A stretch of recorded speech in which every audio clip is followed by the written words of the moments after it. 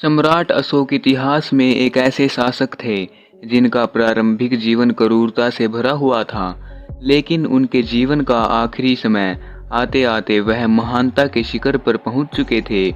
उन्होंने अस्त्र और शस्त्रों के जरिए जीत की शुरुआत की थी, लेकिन आखिर में उन्होंने दिलों को भी जीतना शुरू कर दिया था। यही वजह है कि सम्राट अशोक का नाम आज भी अमर है। अपनी युवा अवस्था में चंडाशोक, प्रचंड और कालाशोक जैसे नामों से जाना जाता था। सम्राट अशोक को कहा जाता है कि उन्होंने सिंहासन प्राप्त करने के लिए अपने 99 भाइयों की हत्या तक कर दी थी। तो दोस्तों, आज की इस वीडियो में हम जानने वाले हैं कि आखिर अशोक ने क्यों मारा अपने भाइयों को और क्या कारण था कि अशोक इतने क्रूर होने के बावजूद भी उनका हृदय परिवर्तन हो गया। आखिर क्या घटना हुई कि अशोक का हृदय एकदम से चेंज हो गया था और वह एक दयालु शासक बन चुके थे। परंतु उससे पहले हम आपको सम्राट अशोक के जीवन में घटित सभी घटनाओं के बारे में बताने वाले हैं, जो कि हर एक इंडियन को पता होना चाहिए।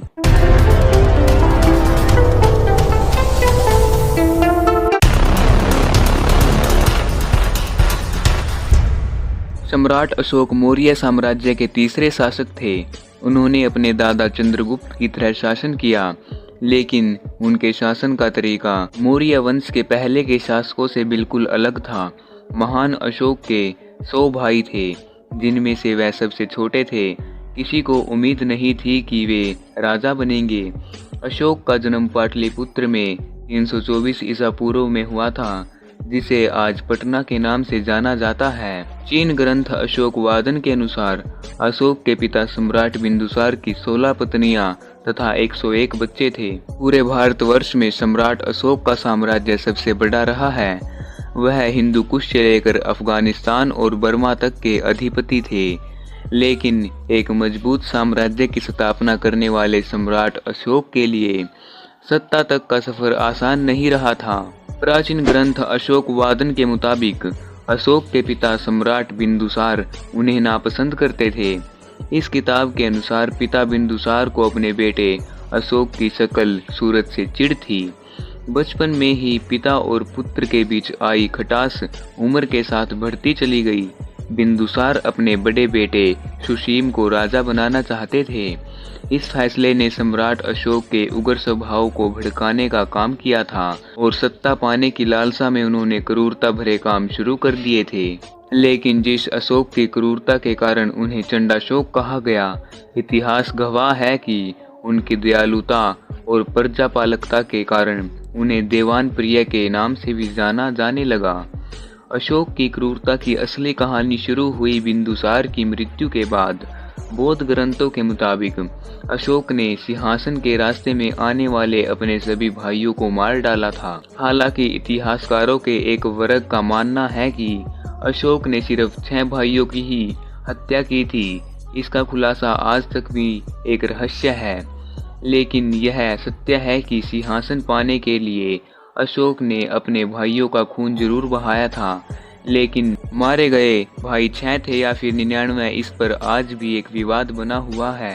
पिता की मृत्यु के 4 साल बाद 270 ईसा पूर्व में अशोक मौर्य साम्राज्य के तीसरे शासक बने। राजा बनने के बाद सम्राट अशोक के सामने साम्राज्य विस्तार का सवाल था। उस समय आज के ओडिशा का नाम कलिंग था। पूर्व में बंगाल की खाड़ी से सटा कलिंग मौर्य युग में एक स्वतंत्र और शक्तिशाली राज्य था। चंद्रगुप्त और बिंदुसार भी कलिंग को मौर्य साम्राज्य में मिलाने की कोशिश कर चुके थे, लेकिन उनकी कोशिशें बेकार रही थी। अशोक ने अपने साम्राज्य को मजबूत करने के लिए कलिंग को हर हाल में जीतने की ठानी। अशोक के जीवन के 8वें साल में लड़े गए इस युद्ध में खून पानी की तरह बहा। कलिंग की विशाल सेना को जीतना आसान नहीं था। कलिंग की सेना ने अशोक की सेना को कड़ी चुनौती दी थी, लेकिन इस जंग में अशोक की ही विजय हुई। लेकिन इस युद्ध में मारे गए लाखों लोगों और उनके परिजनों के दुख ने अशोक का हृदय बदल दिया। लड़ाई में भले ही अशोक की जीत हुई थी, लेकिन चंडाशोक मर चुका था। एक नए अशोक का जन्म हुआ था, जिसे इतिहास देवनाप्रिय अशोक के नाम से याद करता है। इतिहास में जब सभी राजा युद्धों के बल पर अपने शासन को चलाते थे, उस समय अशोक जैसे भारतीय शासक ने दिलों को जीतने का सपना देखा। उन्होंने प्रजा के हित और नैतिक आचरणों को अपने शासन पद्धति का आधार बनाया। अशोक ने जो अपने सिद्धांत दिए उन्हें अशोक का धम्म कहते हैं।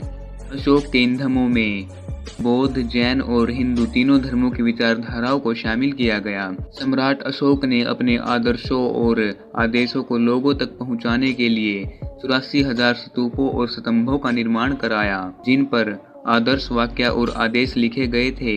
अशोक के शिलालेख आज भी प्राप्त होते हैं। उन स्तंभों की बनावट अशोक के काल की वास्तुकला का नायाब नमूना है। सम्राट अशोक ने सारनाथ, इलाहाबाद, वैशाली, दिल्ली और सांची में इन स्तंभों का निर्माण करवाया था। इन 5 स्तंभों में से सबसे खास है सारनाथ का अशोक स्तंभ। सम्राट अशोक पहले ऐसे शासक थे जिन्होंने पहली बार धर्मनिरपेक्ष व्यवस्था की नींव रखी थी। 2300 साल पहले सम्राट अशोक की मृत्यु हो गई, लेकिन उनकी विरासत की झलक आज भी आधुनिक भारत के प्रशासनिक प्रतीकों पर दिखाई देती है। हमारे राष्ट्रीय झंडे का चक्र भी सम्राट अशोक की देन है। अशोक स्तंभ भी अशोक की ही देन है। तो दोस्तों, सम्राट अशोक ने अपनी महानता का परिचय दे दिया था। जिसे पहले क्रूर शासक माना जाता था, वह अंत में आते आते सबके दिलों पर राज करने लग गए थे। तो दोस्तों, आपको कैसा लगा सम्राट अशोक के बारे में जानकर?